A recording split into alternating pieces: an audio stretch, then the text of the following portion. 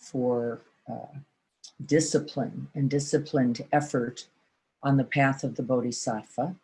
And so while we're waiting for a few more people, I have gotten this on record. There's a little poem by Kay Ryan here. Kay's a contemporary poet, but take a look at it. See if anything there gives you any sense of this idea of Kshanti, Paramita, Kshanti, Paramita, really critical part of the path. One of the critical paramitas for me in my practice. I would say I'm going to ask you, as you are reflecting for a few moments, as we're waiting to begin the practice, and we're going to begin again with shamatha, because without discipline, there can be no patience. Without open-heartedness, can you see how these elements are actually building on themselves in the paramitas? Without generosity, having let go of the clinging to oneself in open-heartedness, without then a discipline for abiding in shamatha, there can be no patience. And we cannot act from this place of open, receptive, and still. I think that's one of the words I would add to patience, the capacity for a certain inner stillness, then from which we act. If you can get that idea, an inner stillness from which we then act. And we know the Bodhisattva path, of course, is one of compassionate action. It is not passive. It is not inert. There is no stuckness quality to it, but patience actually assists us in staying both mindful and open, both in heart, mind, and yet resting quantumously with equanimity until it is time to act skillfully. We are going, the board is really doing some deep looking at what do we need to do to act skillfully in a couple situations, including our own generosity. And one of the things we're noticing is that it's very easy in moments of discomfort, in moments of unknown, in moments of uncertainty to feel impulsion, just do something, just do it anyway. And we've been very, very skillfully, I think, really working hard to really rest back, sit back, collect more information, not just from around us, but actually from within, what's really in our hearts as it relates to these offerings. And it has been a beautiful, beautiful practice. And so then there's a few lines written that we'll look at by Chogyam himself that says, then every moment is the Dharma. Every moment is a complete opportunity then, isn't it? For participating, for becoming, joining, we could even say the Dharma. And this is the path of the Bodhisattva, that we use everything. You did not get chapter 29, patience, yet. I really had wanted to get it to you, but things have perked up in terms of clients and family. And so I have not had the time that I normally have had to devote to some of these things. And I am having patience, by the way, with that. I'm creating a little space for it to go, wait a minute. I'm working on the priorities, feels like pretty well, but some of the things I really want to do aren't just happening exactly as I would wish. So just know, like that newsletter in the last several weeks, when looking at where the priorities were, I just couldn't get to it. And I decided to sort of let it be, see what happened. And of course, we were all fine, though I do know that some of you thought you, as I wrote, fell off the lest you did not at all. That will never be the case. So let's take a moment and look at the poem and see if there's anybody there who would like to read it. This is not one it's very nuanced. It is not as easy sometimes as poetry can be, but also I think important. So take a look at it, see if anybody would like to read it. If not, of course, I will, but it'd be my personal preference that someone who has some sense. I can read it. Carrie? Yeah. Boy, I'm getting pretty good at being able to pick up voices. I'm good, wonderful. I think everyone can see it. So what I'd like us to do is just, while Carrie is going to be reading this poem, Patience by Kay Ryan, we're just going to gather and collect ourselves, settle back, and see if you can just really deeply listen, as we talked about before, which means opening the body, opening the whole being, as well as the ear door, letting it resonate through, not trying to figure anything out. If you could avoid that, just let it resonate through. And then Carrie, whenever you're ready, thank you. Patience.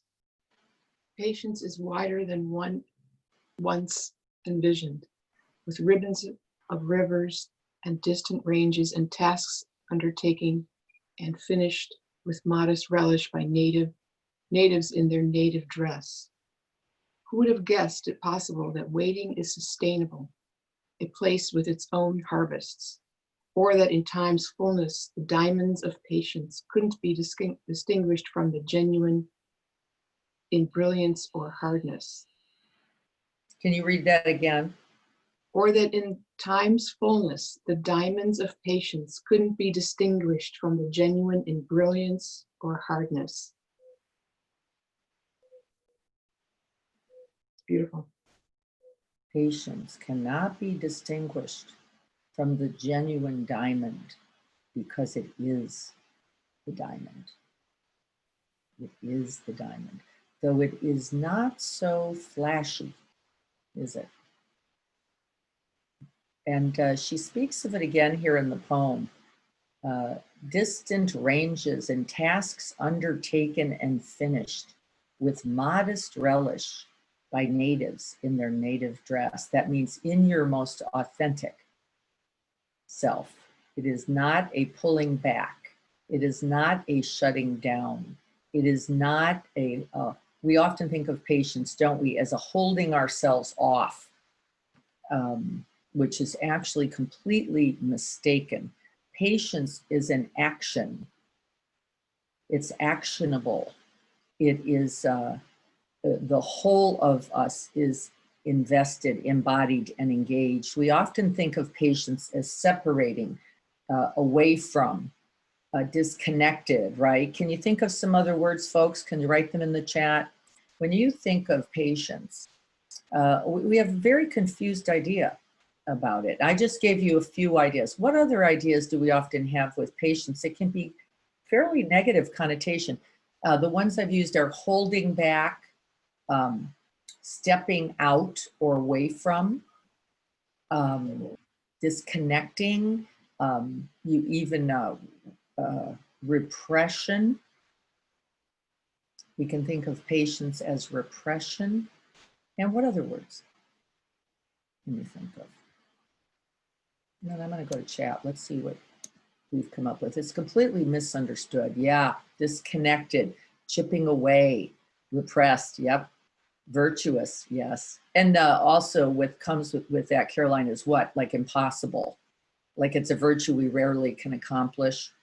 We don't get to a certain calm or equanimity. Jan is saying, yes, there's a quality to it, an evenness and a stillness that I think we're going to be practicing today. Yes, we can think of it as idle. We can actually mistake it as a non-doing, thanks Adrian, non-doing, rather than very actionable, very embodied, and very engaged. It's actually the opposite, but we misunderstand it. These are what we call the near enemies of the idea of Kshanti, Paramita, this idea of idle, passive, disconnected, waiting, repressed, shut down, disconnected, distant, not yes, non-doing. We're just, the passivity and inactivity is all a misunderstanding of Kshanti Paramita. Thank you so much for that. We're going to put all of those wrong ideas aside now. That's why we named them. We named them so we can go, nope, not that. And so now let's see if we can make contact a little bit with what patience actually is. I'm going to move the poem now so that we can see each other a little better. There we go. I'm going to scoot back so we don't just have a big talking head there. So if we would prepare for the sitting, we're going to begin as this teaching is suggested. We're going to begin once again with shamatha, calm abiding, establishing stability, a steadfastness, a rested stillness, if we could think of it that way. One of the words that Chogyam uses for Kshanti Paramita, remember Paramita means perfection, a supreme quality. It means going beyond to the further shore. That's actually one of the translations. Going beyond typical or worldly patience to patience beyond patience. Patience that is greater and larger now, because it is not only a virtue for or to you, it is a virtue to all beings. This is beyond our imagined understanding of patience. And what it says also in the sutta is that patience is one of the greatest virtues because it is patience itself that corrects aggression. It is the patient response, the holding of another, even in moments of aggression and reactivity. And in fact, Chogyam says patience is our own non-reactivity in the face of aggression. Let's just let that soak in. Chogyam's definition is our own non-reactivity in the face of aggression specifically. And the sutta says 1 ounce of this cuts through thousands of moments of aggression. 1 moment of patience will dissolve that hardened quality of aggression, many, many of them in that moment. I want you to think about that, and then we're going to drop in to a moment of patience after our shamatha. So establishing now yourself for the practice.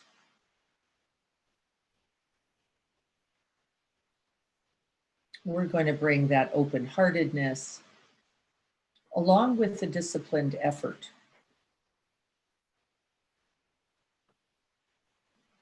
We're on the building blocks of the paramitas.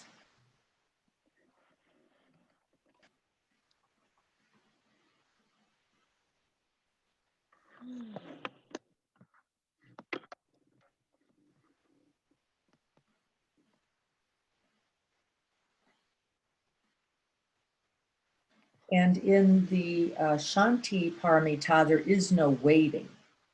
That's one of the near enemies. There is no waiting in this patience beyond patience.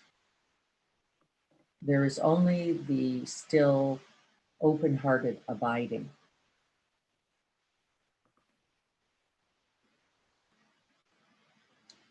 May we intend this practice today towards the benefit and welfare of all beings everywhere, without exception, omitting none. That's the heart widening, omitting none. Freeing us all, there's the promise.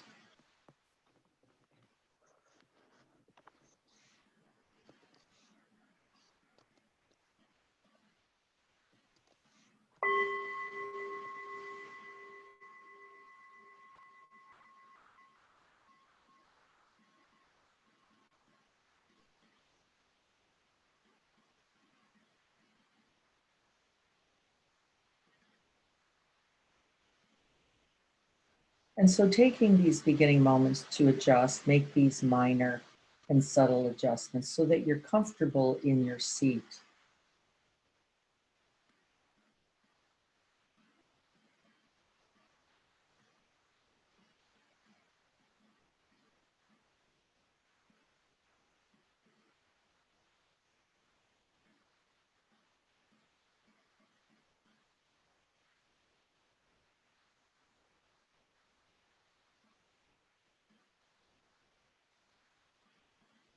And as we begin to gently turn towards the body, just holding the body gently, like a newborn baby, holding the body in attention with a kindness, a curiosity,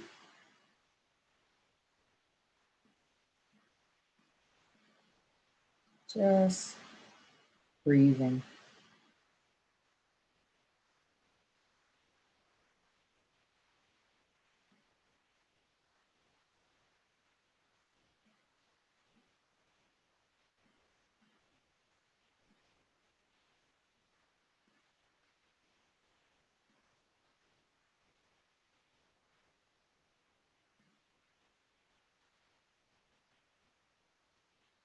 And with just a few moments of stillness, we begin to sense the aliveness of the body.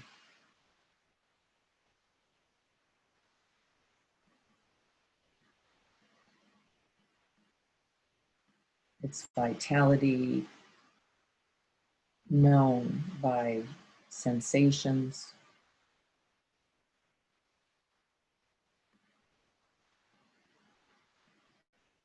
And just letting that river of sensation flow, resting in that wide lens of the whole body.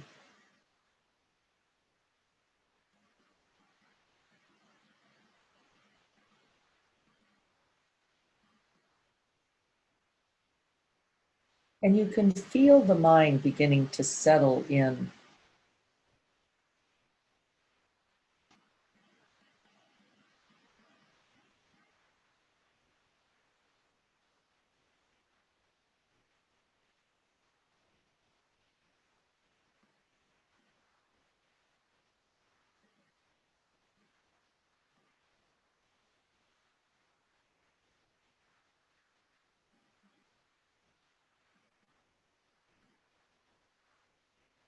And in shamatha, calm abiding practice, the in breath and the out breath are both available.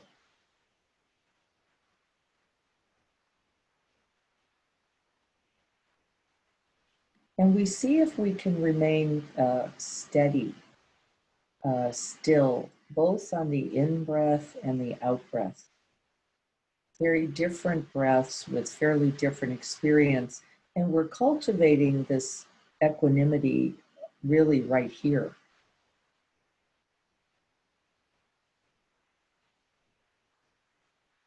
Whether in or out, we simply know the breath and breath sensations. And then you'll notice naturally how the attention begins to refine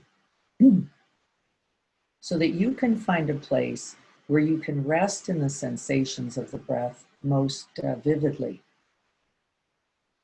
And letting that happen naturally, the body begins mind begins to move from the extremities naturally into the breathscape, and just letting that happen in its time. This is a patient practice itself.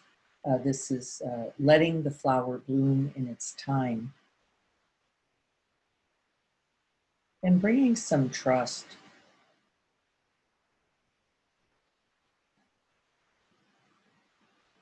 to our own awakened heart mind. It's right here.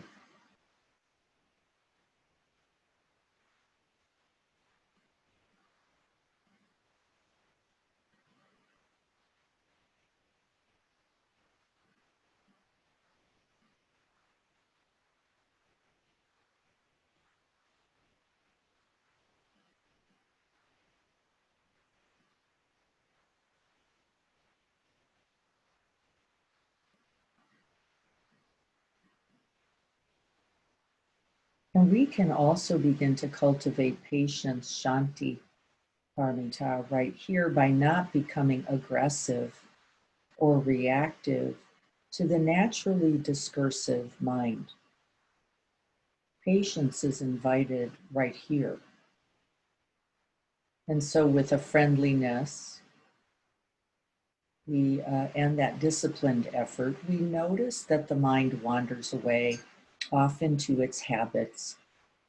We could call that the default network. And the patience, with the steadiness, we see what's happening and simply invite the mind home.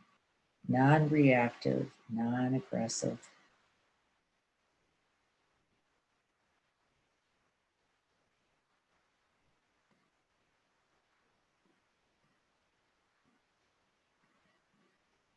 Jack Cornfield describes this as leading the puppy back to the paper in dog training with a gentleness. And this is a beautiful act of Kshanti Paramita.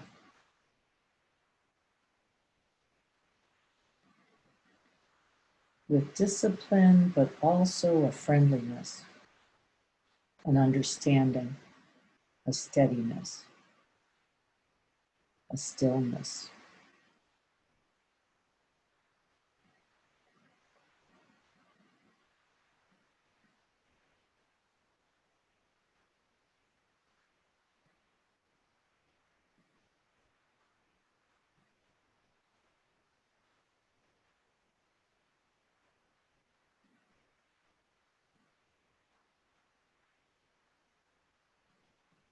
This is not a holding back, but an opening with discernment. That's that disciplined effort and that steadiness.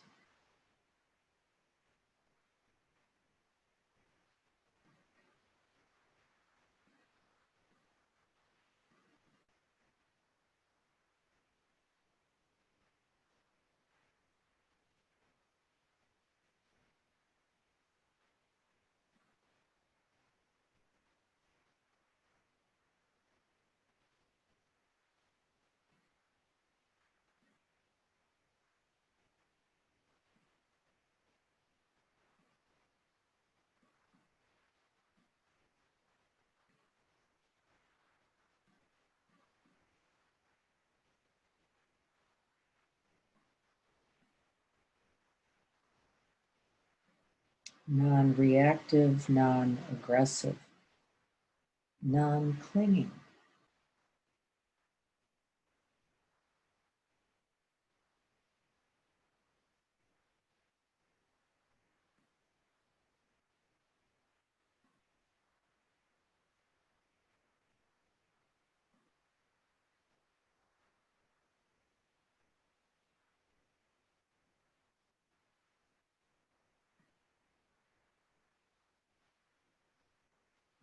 Patience is a response.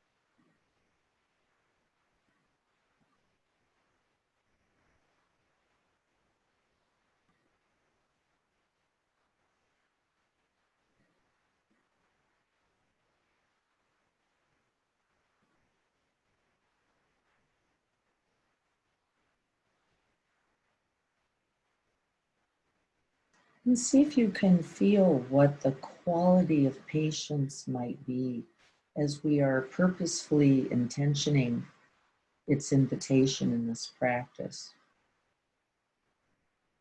It's the quality in the body of patience.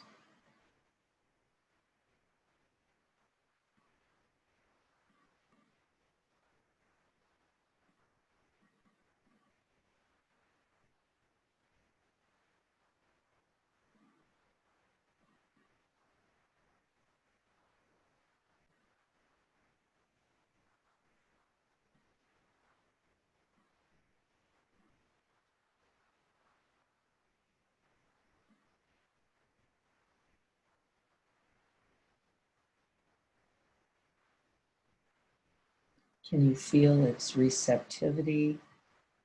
It shuts down nothing.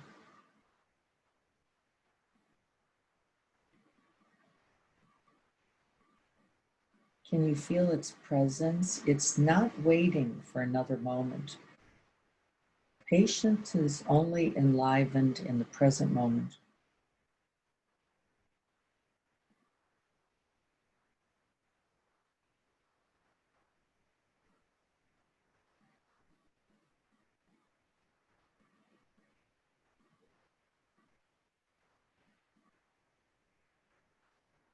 What is its quality in the heart space?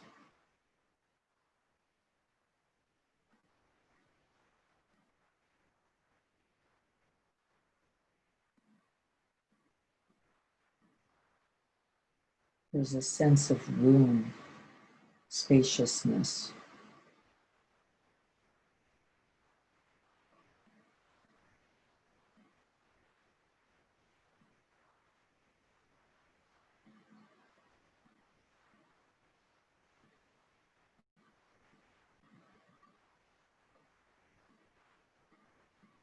The body is still and receptive.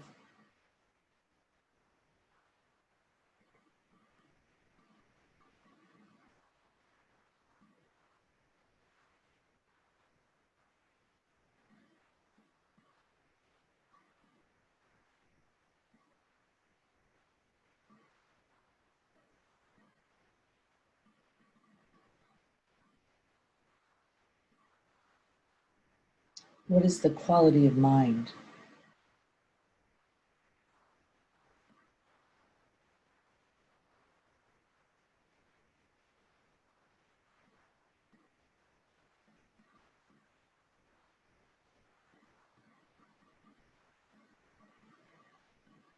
Can you sense the attentiveness, the alertness? It's not shut down or disconnected in any way.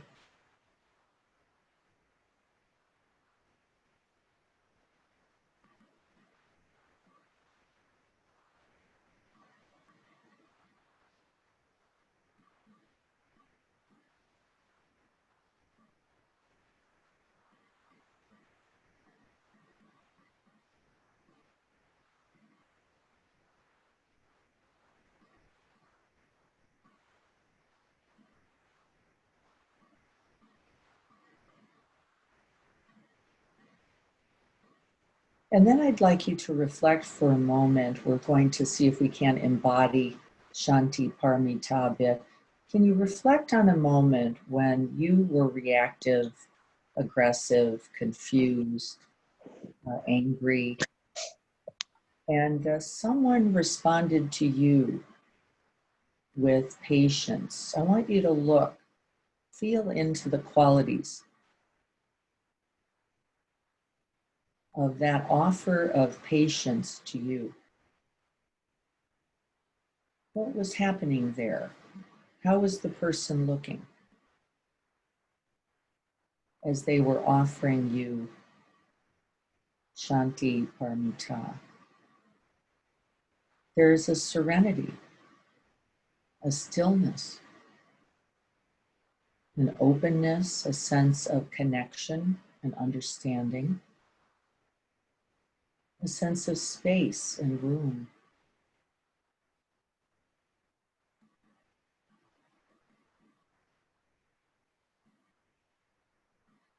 there is room for you both in your highest and truest nature and in your vulnerability, in your humanness. There's room for it all.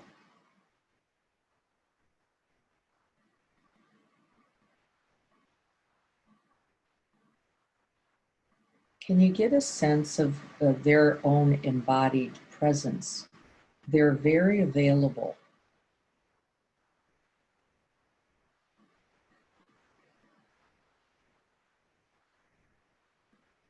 Nothing shut down or removed, nothing even protected. You have a sense of them being a container for you.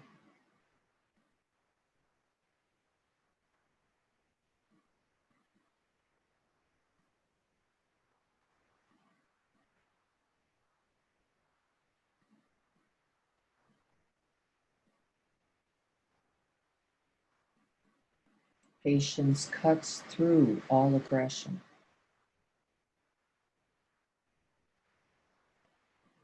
It is more powerful.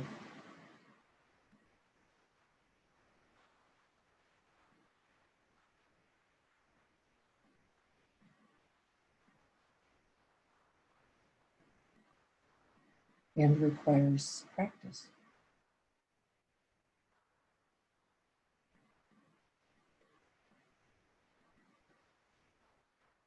And so breathing in these qualities of Kshanti Paramita, recollecting them, remembering them, picturing them, visualizing, and breathing it in, seeing if we can embody that Kshanti Paramita for ourselves.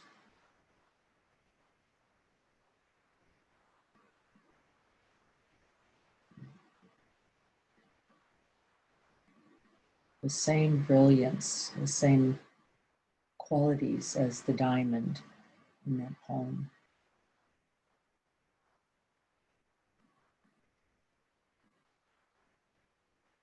Because it is the diamond.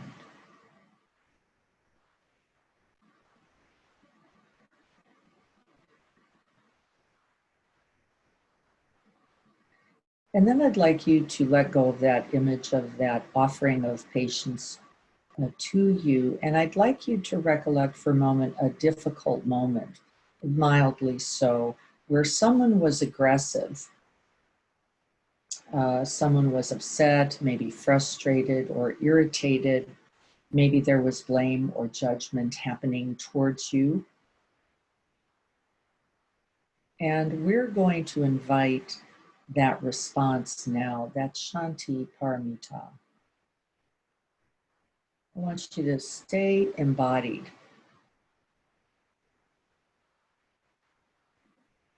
open, receptive, still, connected, understanding,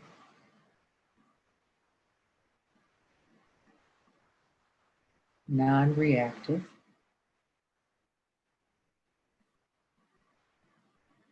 I want you to get the sense of how Kshanti Paramita is also a protection.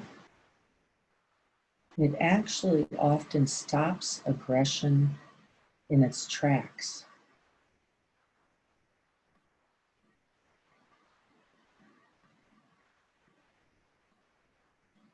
I don't want you to imagine words. There's nothing to say here.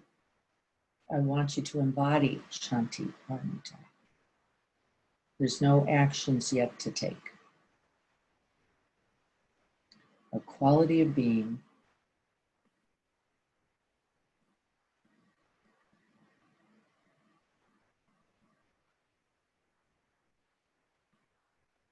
that includes both generosity, the open-heartedness of Dana Paramita, as well as a disciplined effort. That's that steadfastness, that constancy. You could even say an unwavering, imperturbable quality.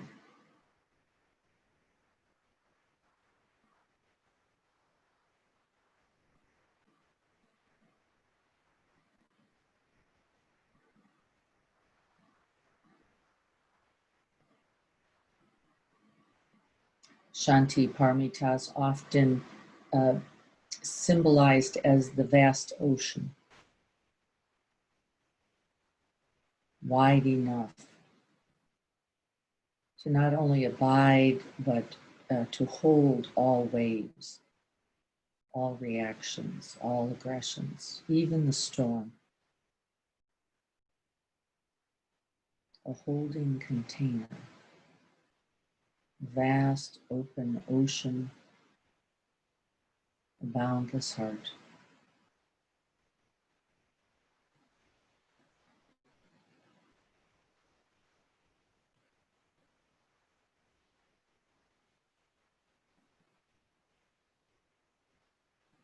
Feel the stillness emanating from within.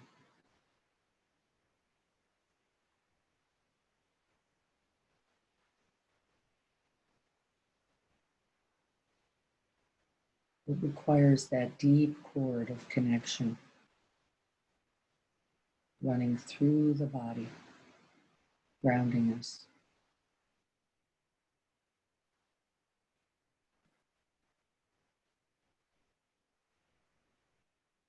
Nothing to reject or push away or claim.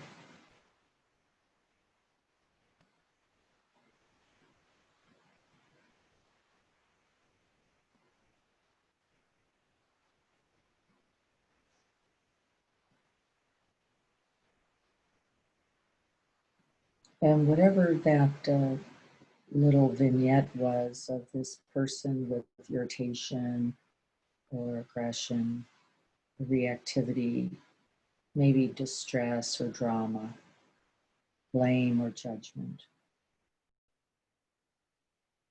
See what happens as you simply offer Shanti Paramita. Patient understanding. Space for the distress without becoming distress.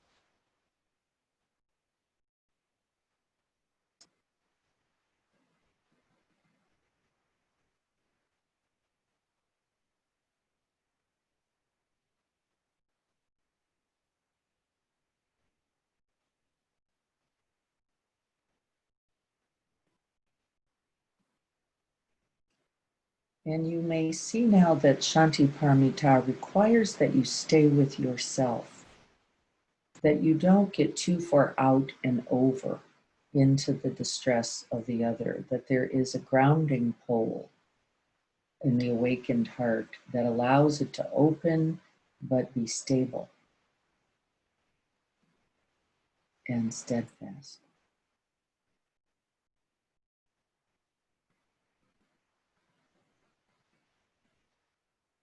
So if you've leaned too far over, if you've fallen into the other's distress, see if you can't get back into your own body and reestablish stillness, silence, and that open space.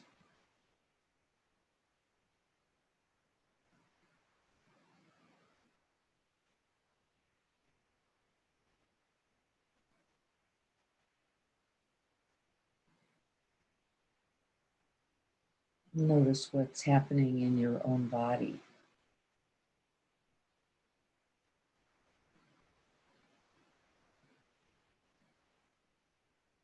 As you rest in that calm abiding.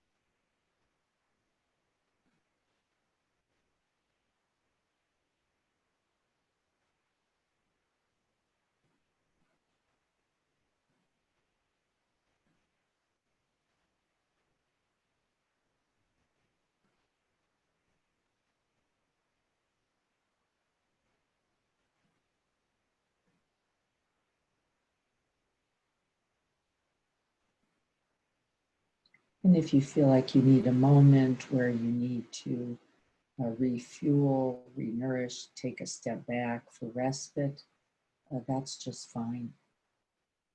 That's extending and offering to yourself, which is also essential in Kshanti Paramita. We have to be stable ourselves in order to offer this calm, this stability, this forbearance to others.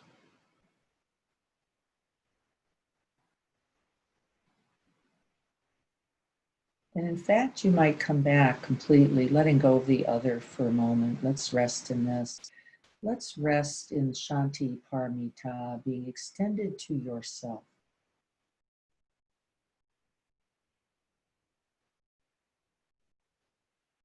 Rather than thinking we always have to persevere, this can be a misunderstanding.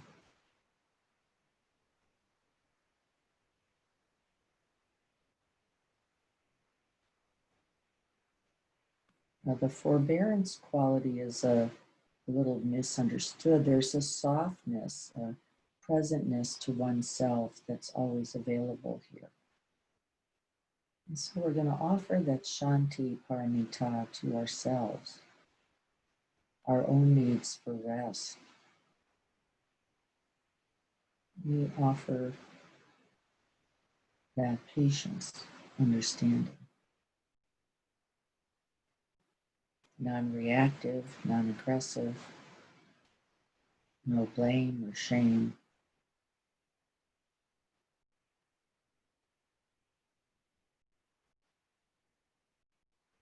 Brilliant like a diamond.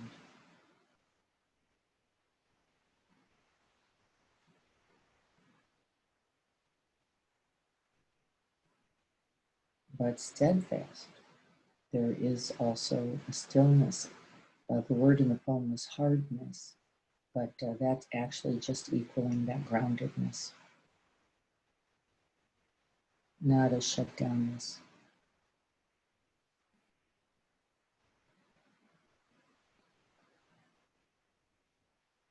And for the last few moments, let's breathe Shanti Paramita.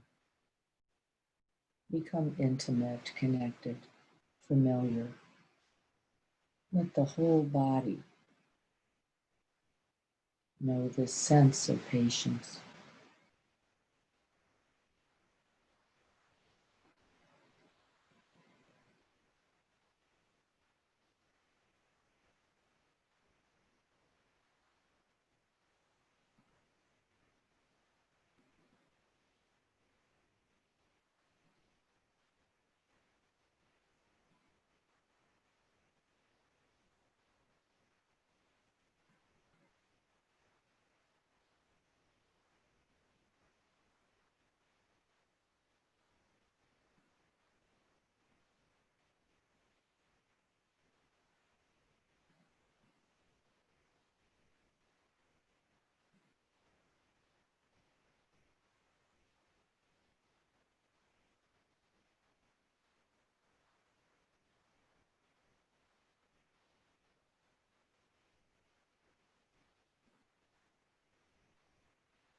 Feel its qualities.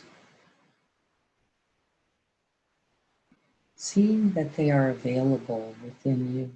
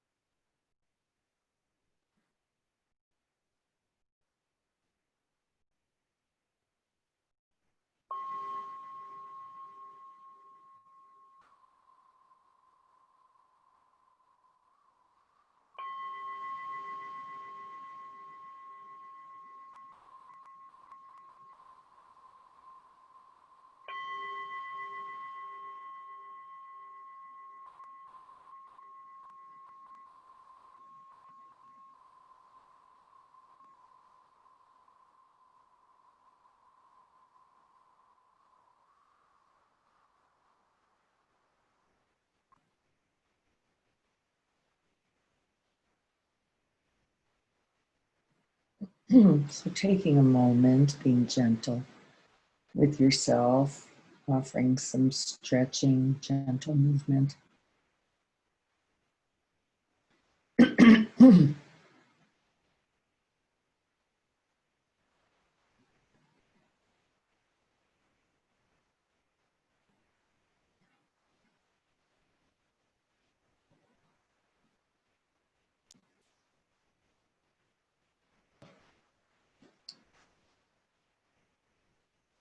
So feeling into the body for a moment. See if you can make contact with what the experience of Kshanti Paramita is that might be different than some of those words we were using and practicing. And so some of the language, as I'm recollecting it, were what's often some of our mistaken sense of Shanti Paramita, disconnected, repressed, chipping away, um,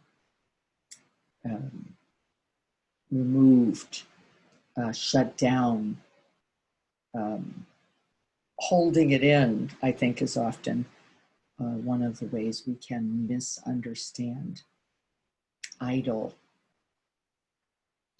That distance, dropping the ball, yeah, somehow not doing, not participating. And so what's your experience now?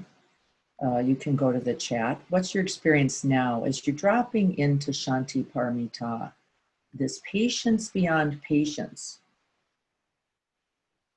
Can you get a sense of what might be there? At least put down a word for what feels like an embodied experience for you. Let's see if we can't find our new definition by our experience. Abiding, says Renee. What else? Drop in. Yes, thank you. There's an openness, receptivity, a softness. There is a stillness actually also present, isn't it? Yes, Leanne, grounded.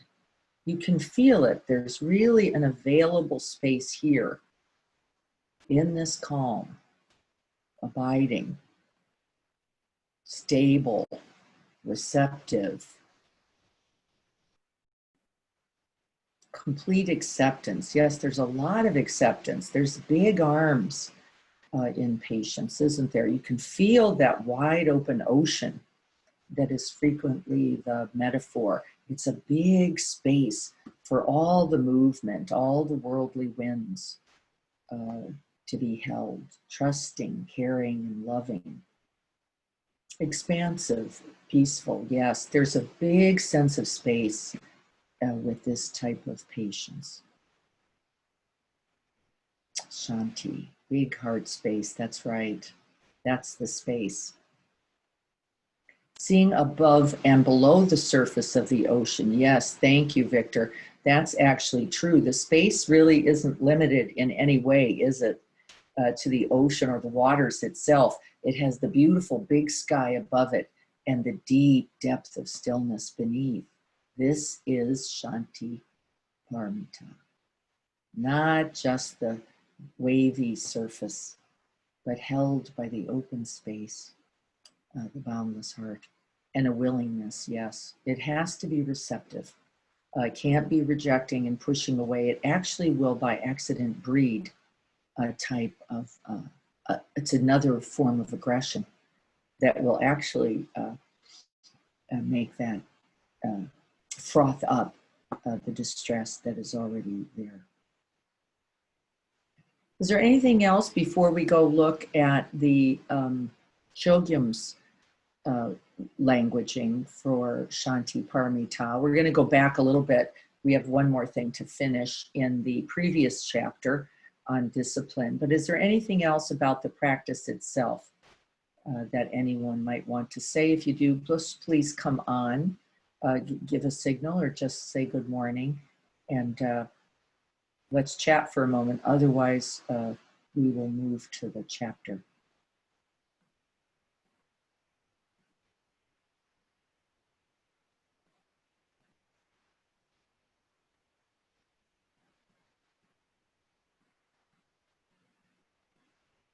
I think we're good. Okay. Let me go then back and get the chapter and see if we can take a look.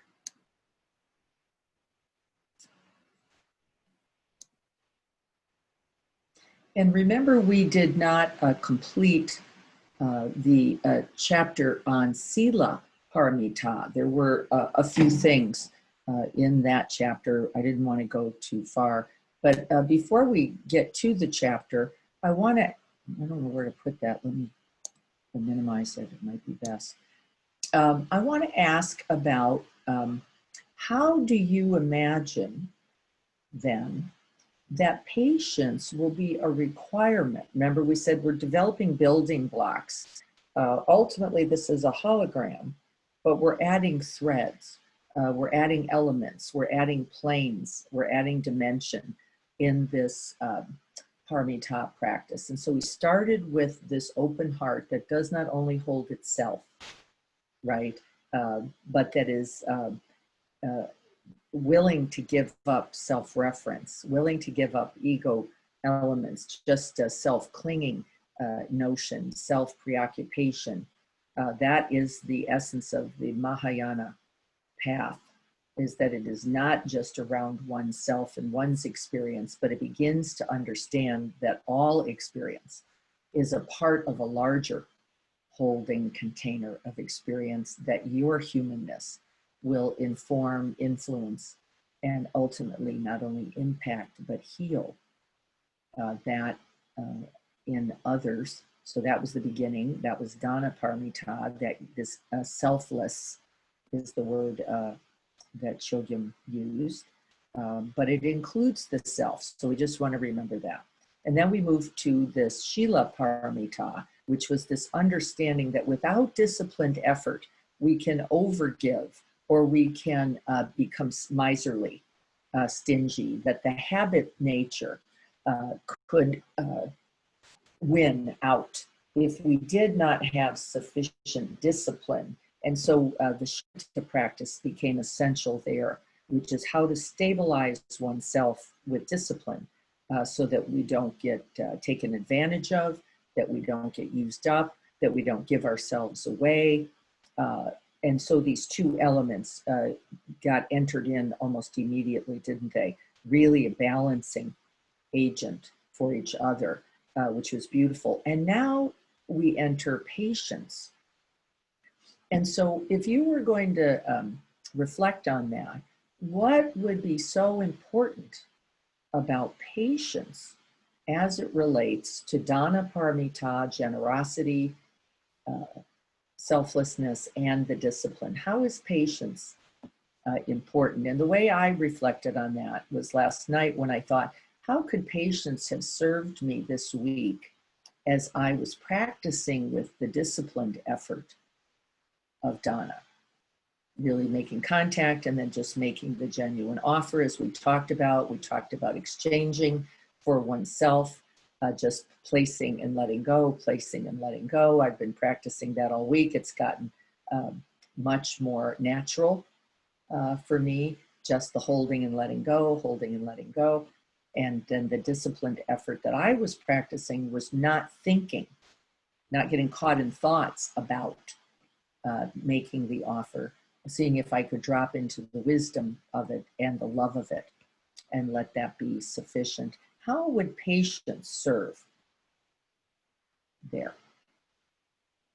As you reflect back on your own week of practice in Shila Paramita, the disciplined effort, how would patience have served or been of benefit to you?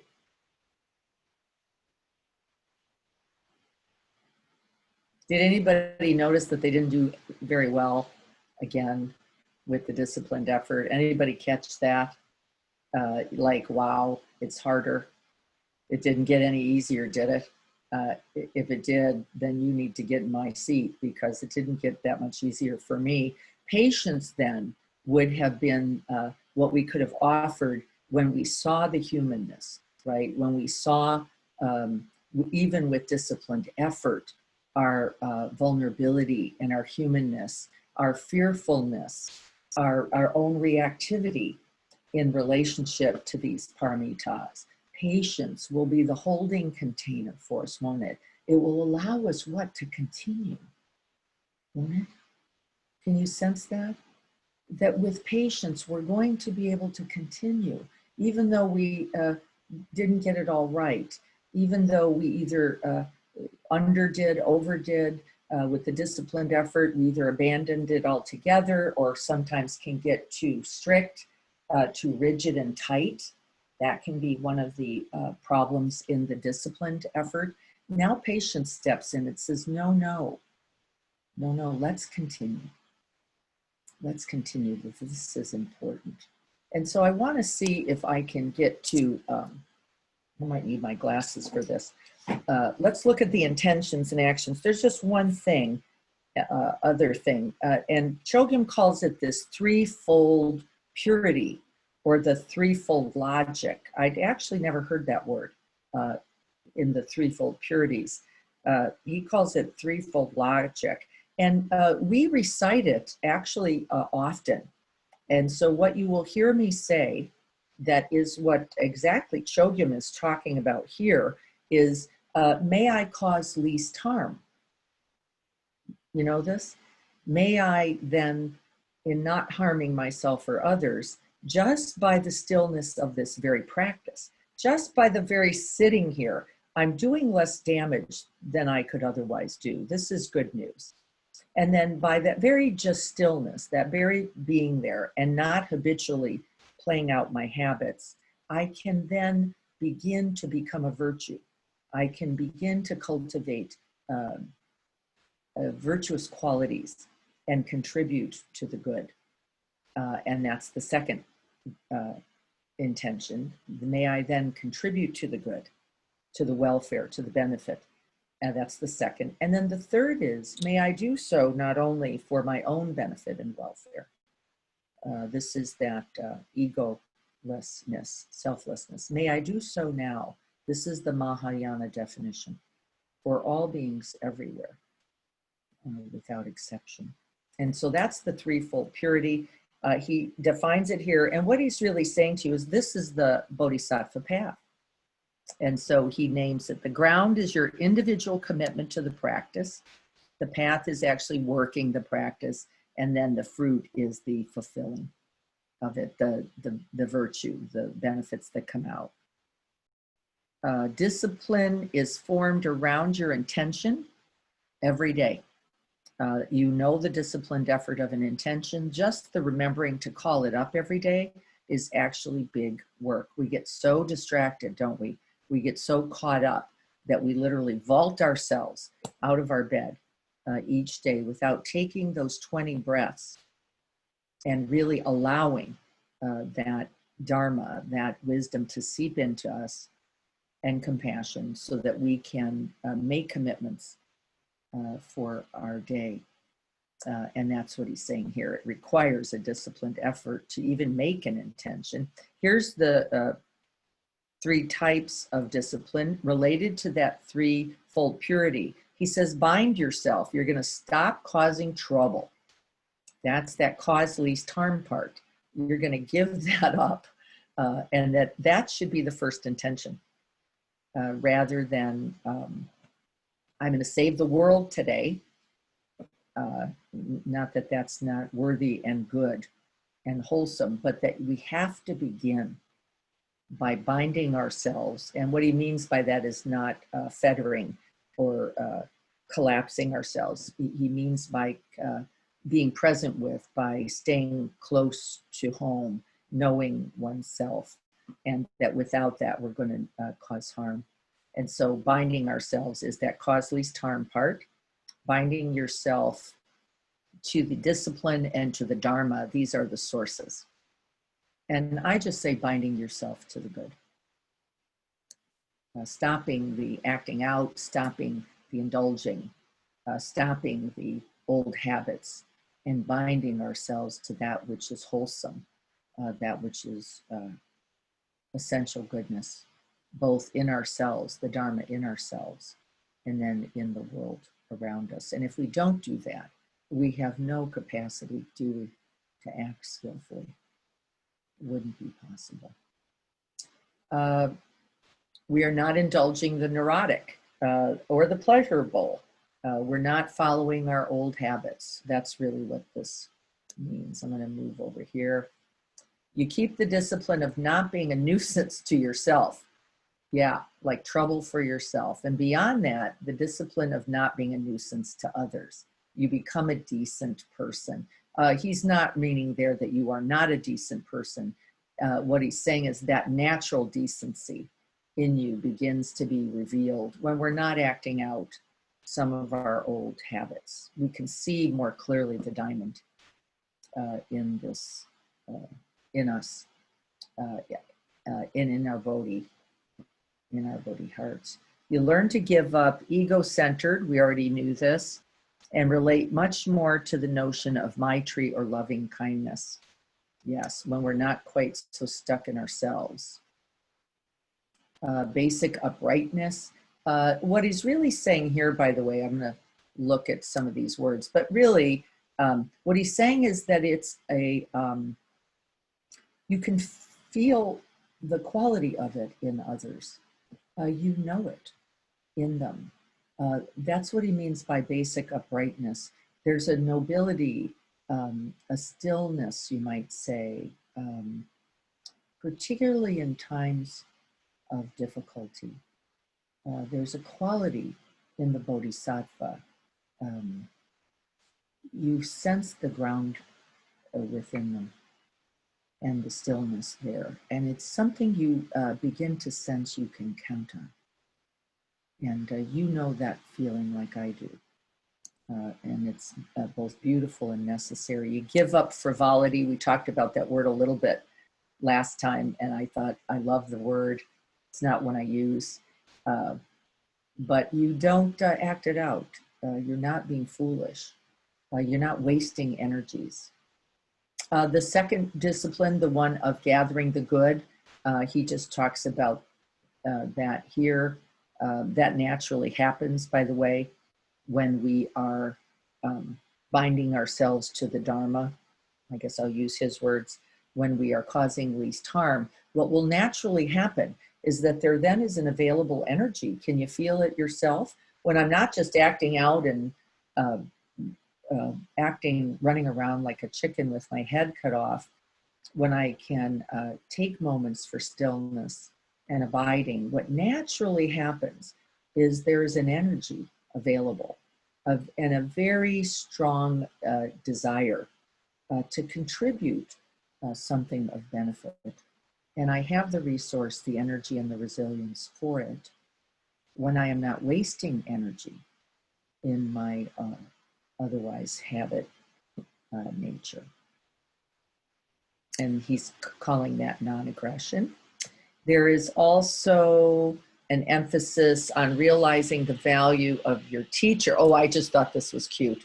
I was going to play with it, which comes from hearing, contemplating, and meditating on what the teacher is saying. So pay attention is what I was going to say to that. Pay attention. There are very important things in the teachings for you to be reflecting on, and that's what it says there. And then it says, of course, without the teachings, there could be no teacher. There would be nothing beneficial to gain if the teachings weren't true. And because of the truth of them, pay attention to the teachings, and then pay attention to the practice. Take your practice seriously.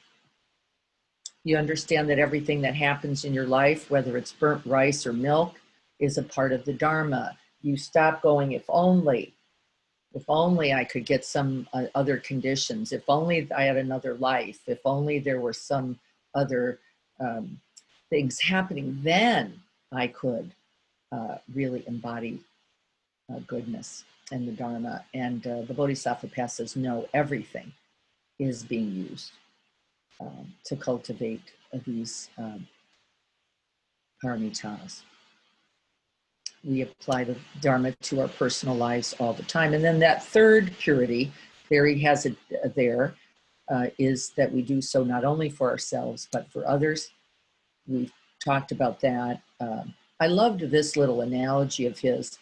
He said this day-to-day bodhicitta is like a flashlight with a beam coming out of it. In order to use it, you hold the flashlight properly. And holding it properly and making it work so that it shines on all that is needed. And that's the prajna. We shine it exactly where it is needed, and that is absolute bodhicitta, and they are always together. They're not separated, just so you know. That we have the light available, you could call that the light of awareness, and that we then shine the light appropriately is absolute bodhicitta, that the wisdom factor steps in for us as we practice. We just begin to see more clearly where action is needed and not needed. This is what he's saying here. Because of your own virtue, because of your own clarity, we could say, you're able to cut through other people's shenanigans. You don't get caught up in it. You don't get lost. You don't get distracted.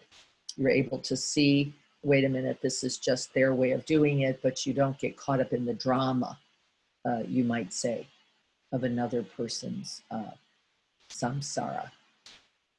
If you want to reach people, you have to take positive actions. Really what he's saying there is that this is not a think about it practice. The paramitas are active, engaged, and actionable. They're not just thoughts. They're not just philosophy. That's probably the word I was really meaning.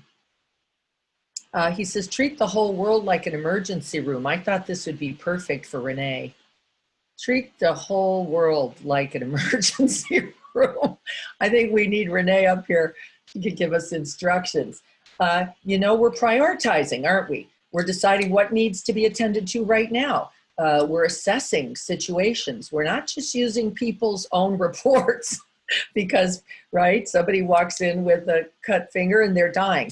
And somebody else who's dying is just really being passive or shut down. So you can't just use the dramas in the situation. You really have to assess what's actually happening. And that requires essential presence, stillness, and a certain kind of wisdom and patience so that we really open to include the whole situation, not just one element or the other, to see what needs to be seen so that we can do what needs to be done.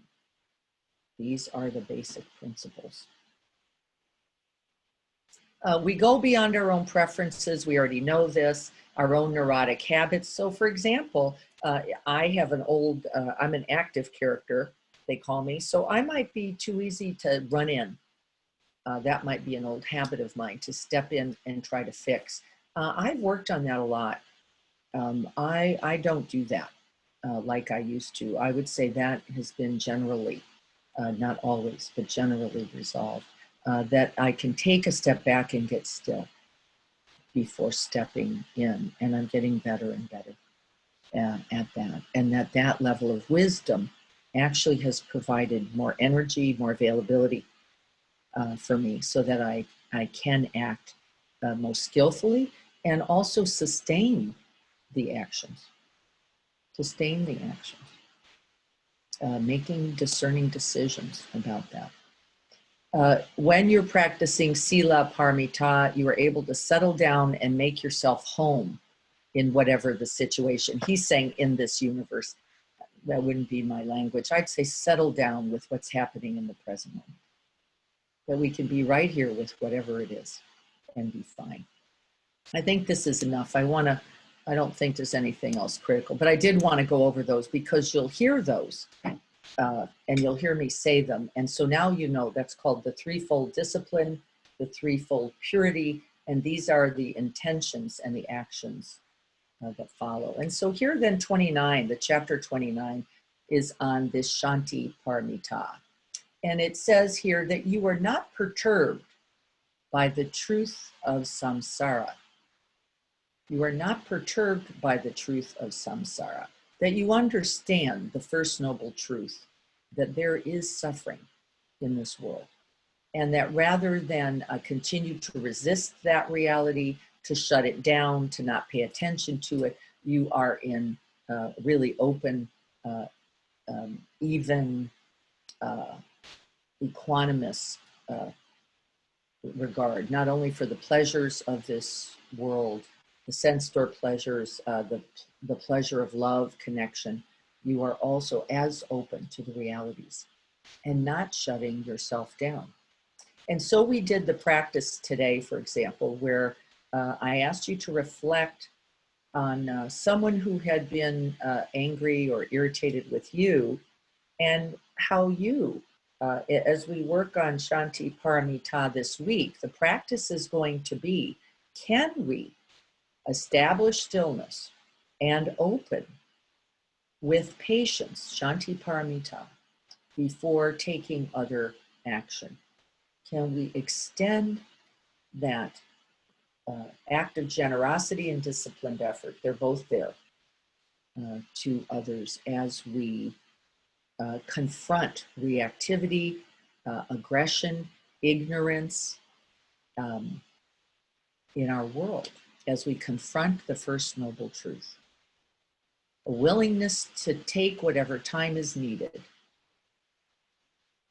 to bear this truth.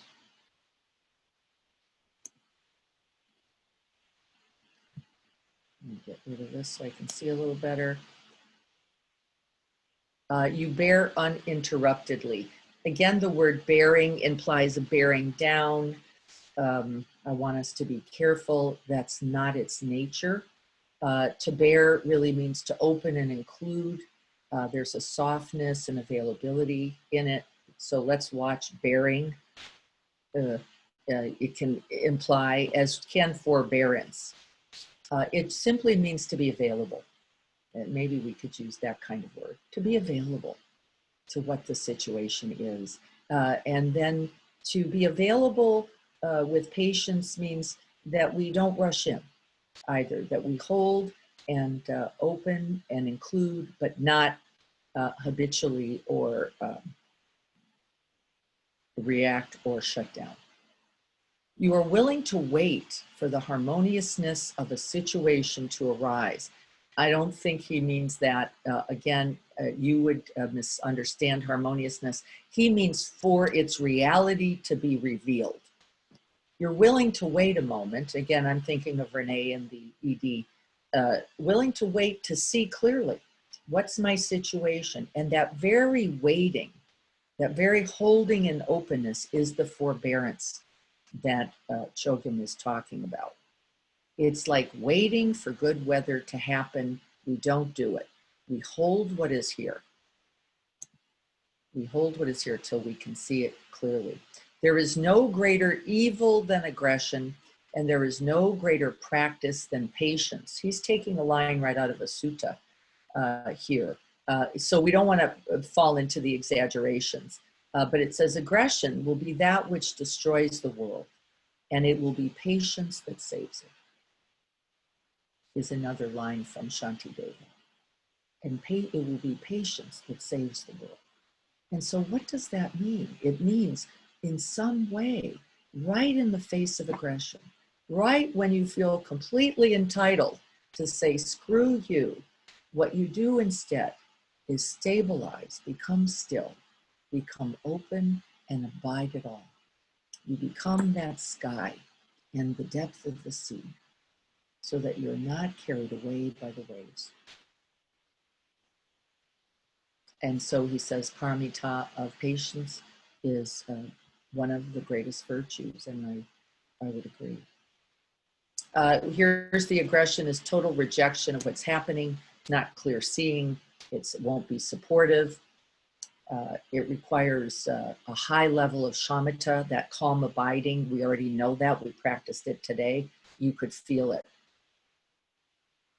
It means being alone means you might be the only one in the moment, and that you have to be willing to take that on. If everybody else is screaming, there's something in you that says, no, I'm actually recognizing that though it would be easy particularly in this political climate, particularly in these uncertain and very critically challenging times. It'd be so easy to get caught in the dramas, all of the drama, all of the samsara, and that the bodhisattva actually knows that there is no benefit there, that you cannot be the healing agent.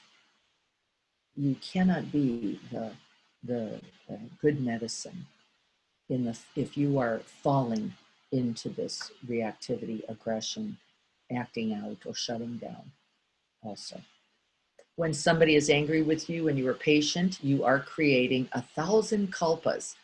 And it means that's as much merit as one could collect. I think a kalpa, by the way, is, I've only heard it once or twice, but it is a bird. The way it was decided, it was beautiful, is as a bird carrying a silken thread across a stupa or a mountain 1,000 times. And every time it did it, a kalpa is like 100,000 of these moments of this gentle thread touching the mountain. It's really beautifully described. And that there is that forbearance in it. There is a forbearance, that it just continues. It's not suppressing, we already decided that. You can get, I put that in blue because I thought it was fun. Only the teacher gets to be angry. And I thought that was adorable. And really what he means, he's really not meaning aggression or hostility, of course, at all, but he does mean knock it off with a certain kind of fierceness. And I will do that. I will sometimes invite, like, stop it. This isn't workable. This isn't all right. It's causing harm. And it says that when, of course, in the Paramitas, there are times when that needs to happen. But that's only, of course, what out of genuine compassion, genuine love and care, knock it off. You're hurting yourself and maybe others in a way that cannot continue. There is no moralistic frame for this. The maras, he defines 4 different types of maras. And of course, the mara store pleasures. Mara was understood to be the embodiment of the, I guess we could say, of suffering, of the kleshas. And one of them is getting caught up in pleasure seeking, wantings, that there's a mara, you know, this being drawn to and attracted to, that's a very difficult and challenging mara, form of mara. The other one is the kleshas, which is distress or confusion, and that we can get caught up there too. We can get caught in reactivity that leads to aggression in response to distress, I guess you could say, that type of confusion.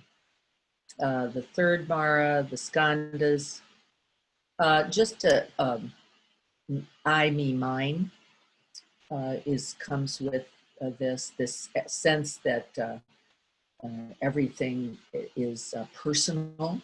Might be a way to think about that third mara. You personalize everything, that you make it about you, when in fact none of it's about you. It's just life and its causes and conditions. And that we can tend to personalize, I think, is how I would frame the third mara. And the mara of death, this one is the fear of impermanence, the change, the reactivity to change and loss, and that this will also require our patience. And in that patience, we are then free of those particular afflictions. There are 3 categories of patience. Let me see. Overcoming other people's destructiveness, realizing the nature of other people's aggression, and individually examining ourselves. We are going to practice this week with a couple of those. Um, and then his analogy, which I also liked, that if you find that the rock is a pile of balloons, then there's nothing to fight. And they begin to feel that their anger is absurd. And he's saying respond to others' aggression with no harm. Ahimsa, that we are commit ourselves in this Kshanti Paramita at the minimum to not furthering aggression. So I think we're almost done. So let me look, see if there's any other key. Patience comes out of recognizing other people's ignorance, that they cannot see clearly, that they are caught. And we can see that in ourselves. And he's saying here that patience, the real practice, happens not just on the cushion here, but in what we call post-meditation. And so when you see post-meditation, that means in every other moment of life off the cushion. That's what post-meditation is. That the practice of Kshanti Paramita is one that is very much so practiced in post-meditation. Noticing your own irritation and examining it is going to be one of our practices. So I'm going to step out of this for now. I think we're fine there. And so the practice this week is twofold. One is to notice your own moment of reactivity or aggression. You know, to the extent that we can feel into that sooner, the truth is the more effective we can be in holding ourselves both compassionately and wisely, and offering ourselves this week patience, rather than judgments, rather than blame, that we create that container of stillness for ourselves, really holding ourselves again and offering ourselves the benefits of that open space, that genuine care. Kshanti Paramita. This is very important. I believe that the very pause at the precipice is patience in action. The pause at the precipice before we fall in to opening our mouths, before we fall into the narrative that says this is just unreasonable, it shouldn't be this way. It's before we do it, that we pause at the precipice, take some deep breaths, settle back into the body, really stay with ourselves. This is a beautiful expression of patience and forbearance, that we just stay with ourselves in this difficulty without immediate and often unskillful action. So that's the first part, that we notice our own irritation, our own reactivity, aggression. By then you may be too late. So irritation or frustration might be a real place to catch it, and that we pause at the precipice and hold ourselves in that open space, that boundless sky and depth of the ocean. You might even imagine that for yourself, really creating that space for yourself to hold yourself in constancy for that moment with patience, Kshanti Paramita. The second one then is to do the same where we can with others. Is there a way to practice pausing at the precipice, saying nothing, not scrolling up the face like, I do. I do most of it as a joke, and sometimes like, I don't, what are you doing? What are you saying? And so this week, practicing confronting some moment in another, a moment of their aggression. We're also confronting, right, moments of strong difference of opinion, as an example. Other people's perspectives about the politic of our time, about injustice, about actions to take and not take. And I think this is a real opportunity to practice so that we don't further aggressions, divisions, we don't further disconnect, and a sense of separation, that we can actually pause at the precipice and breathe, and then open non-reactively non-aggressively, non-self-clinging. It is not just creating space to make room for your opinion. That can be a misunderstanding. You are creating space for none, if you can imagine that. You're creating space for none, that ultimately the opinion is not who we really are at all. And so that's just an aspect of our conditioning, that we first hold each other in this forbearance, in this Kshanti Paramita. And so we'll practice that this week. Let's see how it goes. Pausing at the precipice. That's the way I think I'm going to frame that. I'm going to look here in chat before we end. Yes, generosity is an essential part of Kshanti Paramita. Remember, we are in the building block phase, not in the hologram phase. So how to do that means that is an act of generosity, just that very holding and creating space. Yes, listening in a relaxed, loving state.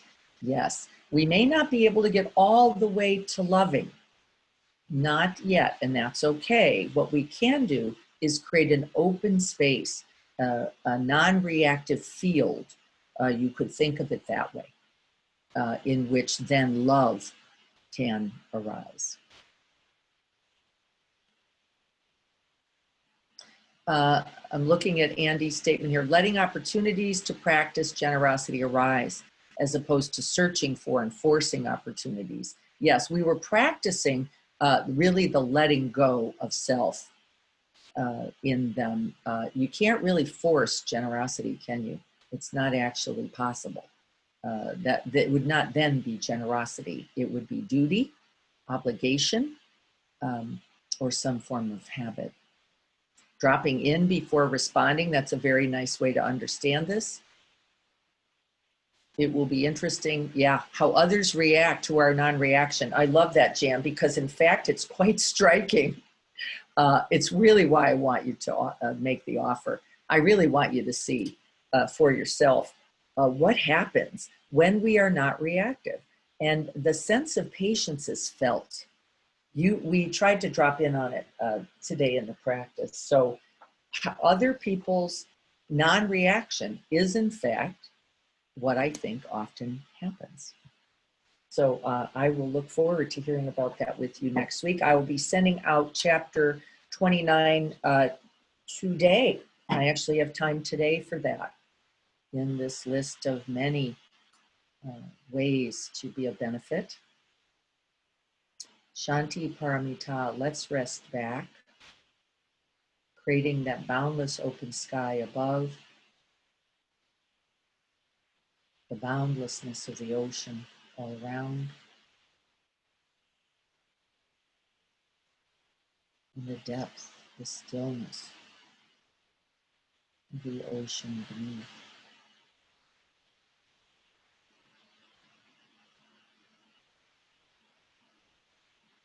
Just don't hold your breath. We're moving into this open space with each breath in and each breath out. Softening the body. Allowing for its weight. Letting us be grounded, stable. And from that stability, from that stillness, then comes, only then comes the open, boundless space.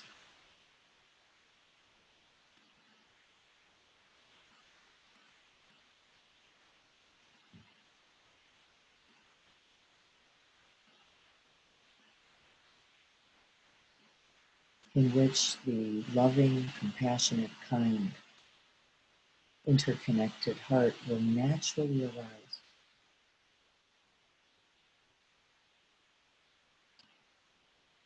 Generosity, dana, paramita, naturally arising. But without that disciplined effort, we cannot abide, and consequently that beautiful offer is unable to be made. Not because it's not there. And so we're going to pause several times at the precipice of irritation, of reactivity, of tension or tightness, contraction, and see if we can invite Kshanti Paramita. May we dedicate this practice today, this practice of Kshanti Paramita. May we offer it to ourselves, to those we love, and all those in need on the path to true happiness and freedom, on the path to non-aggression, non-reactivity, and complete interconnection.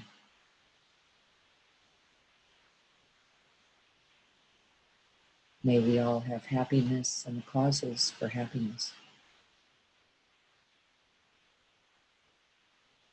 filling ourselves up on the in-breath, distributing on the out-breath, and if there's room for it to go beyond, let it do so.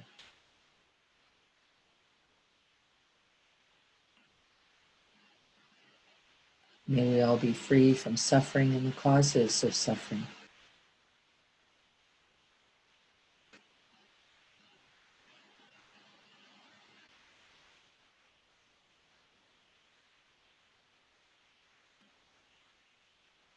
May we take great joy at our good fortune and the good fortune of others, wishing the very same for them.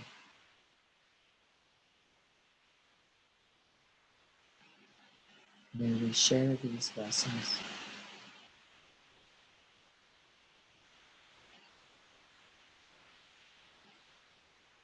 May we rest and dwell in the ocean of Kshanti Paramita, free from reactivity, free from ignorance, free from aggression, free from self-clinging,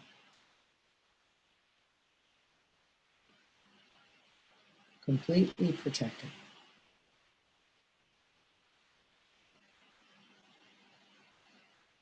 And may this practice today contribute.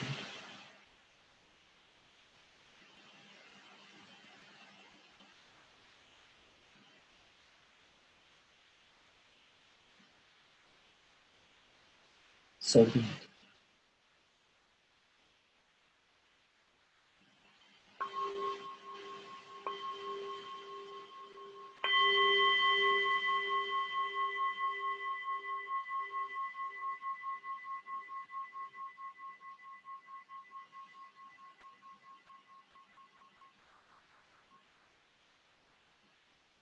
Thank you all for your practice. Enjoy your practice this week of Kshanti Paramita, patience beyond patience. Patience not only for oneself and the benefits and virtues to you, but then noticing all of the benefits that this practice will bring not only to you, as Jan was saying, but to others. It's actually quite extraordinary. Please take some intention every day to invite this practice. And at the minimum, we're going to practice pausing at the precipice and inviting in Kshanti Paramita into our available and open hearts. Thank you so much for your practice today. We will not be meeting this Thursday with Greg. We're going to put that on hold for a little while. We're going to be meeting now Tuesday mornings, Saturday mornings, and Monday evenings. So Monday evening practice at 8 p.m. We'll continue as best we can. I look forward to seeing you soon and practicing with you again. Blessings, everyone.